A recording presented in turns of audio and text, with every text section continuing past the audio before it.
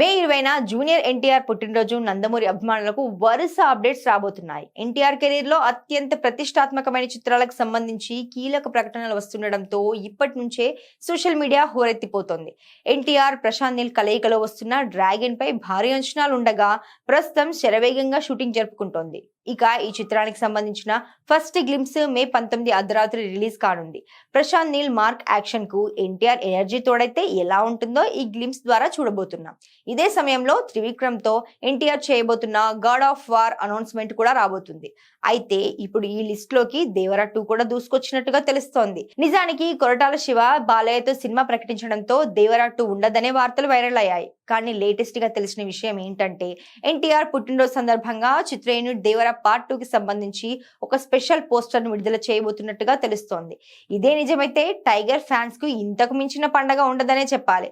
ఖచ్చితంగా ఈసారి బర్త్డే ఎన్టీఆర్ అభిమానులకు అసలైన మాస్ సెలబ్రేషన్ గా నిలవనుంది.